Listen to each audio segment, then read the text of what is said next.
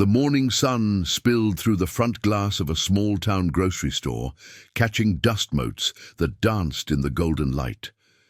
The bell above the door jingled softly as customers came and went. Behind the counter stood Chloe, a young clerk with tired eyes but a gentle smile. Mondays were always slow, but she didn't mind. It gave her a few quiet minutes to breathe, to dream about something beyond these four walls. Chloe's apron bore a faint coffee stain that refused to come out despite repeated washes. Her sneakers were worn from double shifts, and her back ached from long hours on her feet. Yet beneath her fatigue was an unshakable resolve, a belief that doing the right thing always mattered, no matter who was watching. She believed kindness was never wasted, even when life offered little in return. As she scanned groceries for the next customer, her thoughts wandered to her mother's hospital bills, piling up at home. Every penny she earned felt stretched too thin, but quitting wasn't an option. "Just keep going," she whispered under her breath, forcing another smile. Survival had become its own quiet discipline. The store's automatic doors slid open again with a soft whoosh, and a tall, middle-aged man stepped inside. He wore a plain grey hoodie, pulled low over his head, and carried the kind of calm confidence that didn't quite fit his clothes. At first glance, he looked ordinary. Someone passing through town, maybe. But there was a subtle air about him that made people glance twice. Without making much noise, he moved slowly down the aisles, picking up a few small items, a bottle of water, bread, and canned soup. Chloe noticed how carefully he selected each one, almost as if the price mattered deeply. His silence drew her curiosity, though she stayed professional, ready to greet him when he reached her counter. The man placed his modest collection of items on the conveyor belt. Chloe reached for them automatically, scanning each with a soft beep. "That'll be $12.80, she said kindly. He patted his pockets, checked his wallet, then looked up with hesitant eyes. "I might not have enough cash," he murmured. The words hung awkwardly in the air. Chloe's smile didn't fade. "That's okay, take your time," she replied. She didn't judge him. She had seen embarrassment too many times before to add to someone's shame. Behind him, a couple of impatient customers sighed, but Chloe stayed calm, giving him the space to sort it out. "I thought I had my card," the man stammered, fumbling through his coat. There was a nervous tremor in his voice that didn't match his otherwise composed demeanor. Finally, he looked at her and said, almost too quietly to hear, "I don't think I can pay right now." Chloe's heart softened instantly. She could tell this wasn't just about the money, it was about pride. "Would you like me to hold these while you check your car?" she offered.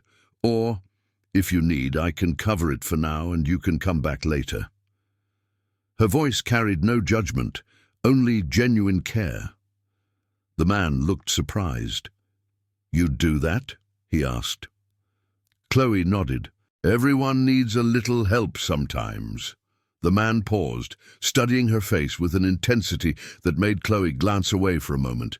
Then, with a faint smile, he said, "Thank you, but no, that won't be necessary."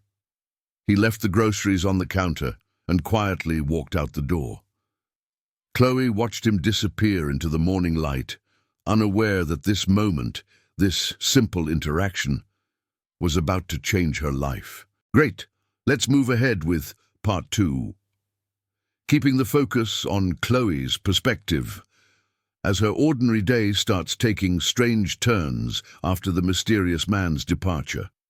Each paragraph continues to be around 12 lines for emotional pacing and visual storytelling.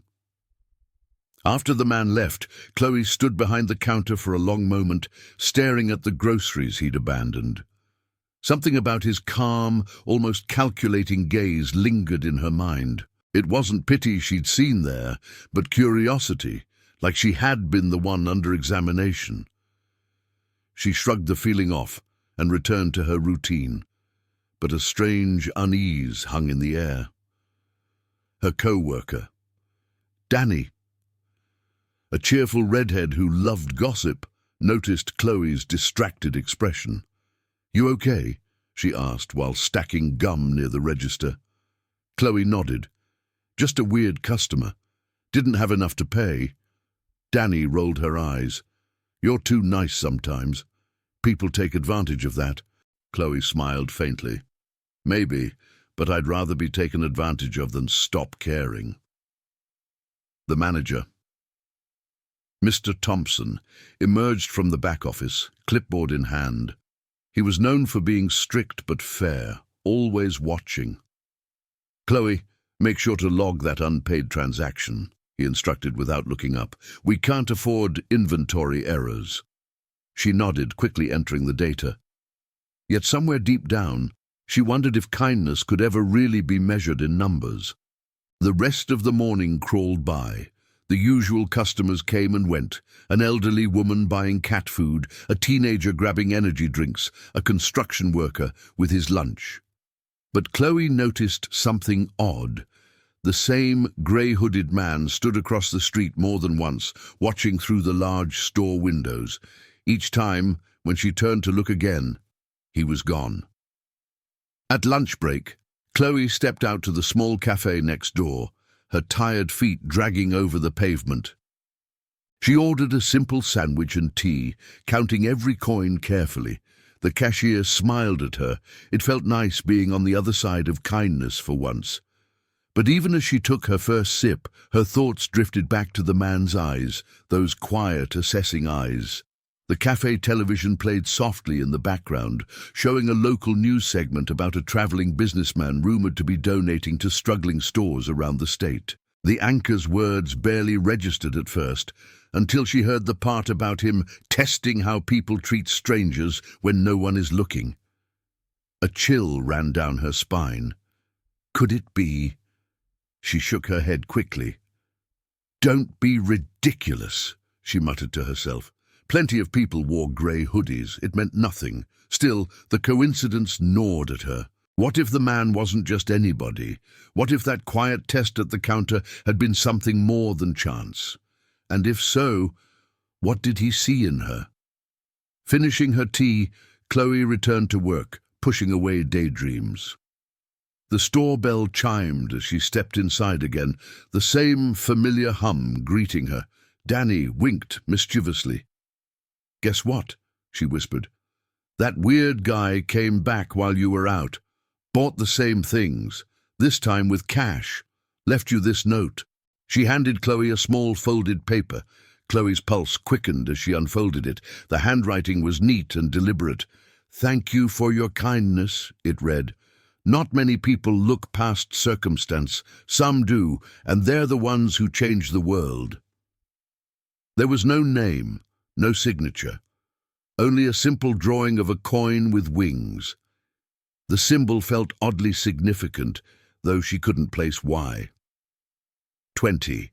For the rest of the day, Chloe kept that note tucked in her pocket, unable to shake the sense that her life had just crossed into something extraordinary.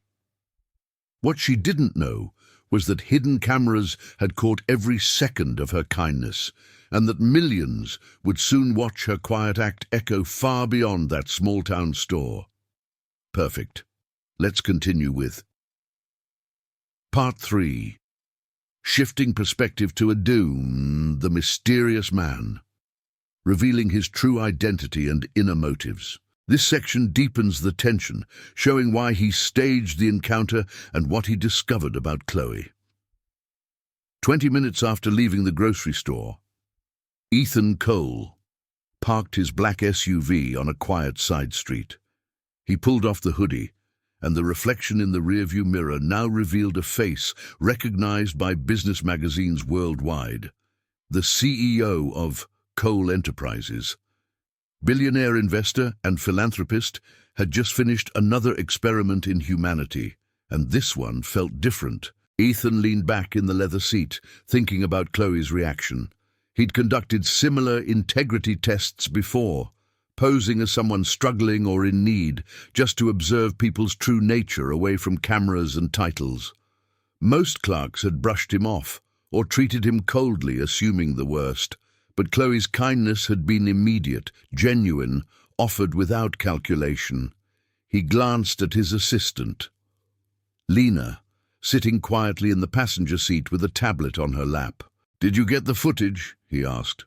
She nodded, showing him the hidden camera view from his hoodie's pin. Chloe's soft expression filled the screen as she offered to help him. Ethan watched the clip in silence, his eyes narrowing thoughtfully. "Run it through editing," he said. "We'll post it tonight." Lena hesitated. "Are you sure you want to go public with this one, sir? Usually we blur the faces and donate quietly." Ethan took a deep breath. This time it's different. She didn't just show kindness. She stood between people's impatience and another human's dignity. His tone softened. The world needs to see that. She deserves to be seen. As Lena uploaded the footage to their media team, Ethan scrolled through his messages. Investors, reporters, and opportunists constantly demanded his attention. Yet, none of them made him feel as alive as that moment in the convenience store. It reminded him why he started these tests in the first place, his late wife's dying wish. Use your wealth to find the goodness still left in the world. The SUV hummed quietly as it pulled out of the street. "Where to next?" Lena asked. Ethan looked out the window toward the grocery store, disappearing in the mirror. "Back to the foundation," he replied. "Let's prepare a grant proposal for that town and find Chloe's information. I want her to have an opportunity she never dreamed of." Lena smiled knowingly. "You're planning to give her the full program, aren't you? Scholarship, housing, job training, the works." Ethan gave a faint nod. "Let's just say her reaction today made the decision easy." He paused, then added quietly, "People like her remind me we're still capable of compassion, even when life is hard." That night, the edited video went live on a charity channel known for social experiments. It opened with the tagline, "What would you do if a stranger couldn't pay?" Viewers saw Chloe's warm patience, heard her calm voice, and read her humble note about hope. The comment section flooded instantly, thousands of people praising the girl with the golden heart. Within hours, the clip spread across platforms. Major news outlets picked it up, influencers reposted it, and strangers around the world shared it as a symbol of real kindness. Some began calling Chloe the Angel Clerk. Ethan watched quietly from his office, hands folded behind his back. His test had revealed something rare, proof that goodness didn't need wealth to shine. As the sun rose the next morning, Ethan made his decision. "We're going back," he told Lena. "Not as strangers this time. She deserves to know the truth and a chance to choose her future." With that, the wheels were set in motion for a reunion that would test not just kindness, but humility and destiny itself. Excellent. Let's continue the story with Part 4. Shifting back to D, Chloe's perspective, as she wakes up to find her simple act of kindness turning her world upside down. This chapter captures surprise, disbelief, and the beginning of a life-changing journey. Chloe's alarm buzzed at 6:30 a.m., slicing through her shallow sleep. She reached to silence it, half dreading another long day at work. But before she could swing her legs off the bed, her phone lit up with dozens of notifications. Messages poured in, texts, calls, social media pings. Her name flashed again and again. "What in the world?" she murmured. She unlocked her phone to see her face on a video thumbnail, a still shot of her behind the grocery counter, her smile gentle and kind. The title read, "The Kindness That Cost Her Nothing and Changed Everything." Chloe's stomach flipped. The video had over 2 million views overnight. She watched herself on screen, voice trembling slightly as she offered to pay for a stranger's groceries. "Oh no," she whispered. "Who filmed this?" Her heart raced. The comments were a storm, thousands of strangers calling her an inspiration, an angel, a symbol of hope. Some even started donation links in her name. Part of her was touched, but another part felt exposed, as though someone had stolen a private part of her soul and put it on display for the world. Her mum called next. "Sweetheart, you're on TV," the older woman said through joyful tears. "You did such a beautiful thing." Chloe tried to absorb it all. "Mom, I didn't even know anyone was recording," she admitted. "It just happened." "Sometimes the universe wants people to see goodness," her mother replied softly. "You showed them what real kindness looks like." When Chloe arrived at the store, cameras were already outside. A local news van parked by the curb, reporters eager for quotes. Danny ran over, practically glowing. "Can you believe it?" she shrieked. "You're famous. Everyone's talking about you." Chloe smiled nervously. "I don't feel famous. I feel confused." She tucked a stray hair behind her ear, wishing the floor would swallow her. Inside, Mr. Thompson called her into the office. "You've brought a lot of attention to the store, Chloe," he said, his expression mixed between pride and anxiety. "Corporate wants to use this as a PR story, maybe even offer you a promotion." She blinked in disbelief. "A promotion? For just being decent?" "Decency's rare these days," he replied. "Enjoy your moment." By lunchtime, her life had changed completely. Influencers were tagging her, strangers were asking for interviews, and donation drives were raising money for her mother's hospital bills. Every ping from her phone carried a new wave of emotion: gratitude, disbelief, fear, and wonder. Chloe didn't know how to react, except to keep saying thank you. Yet beneath the whirlwind of praise, something inside her remained unsettled. Who had uploaded the video, and why now, when she had almost forgotten the entire encounter? The note he left, the coin with wings, kept replaying in her mind. Maybe it hadn't been random after all. Maybe this was part of something bigger than she realized. That night, as cameras faded and the town quieted again, Chloe sat on her small balcony overlooking the sleepy streets. She stared up at the stars and whispered, "If you're out there, whoever you are, thank you." Her words drifted into the dark sky, carried by the faint hum of the wind. Somewhere far away, a man watched the same stars and smiled knowingly. The next morning, a black SUV rolled into the town square and parked beside the grocery store.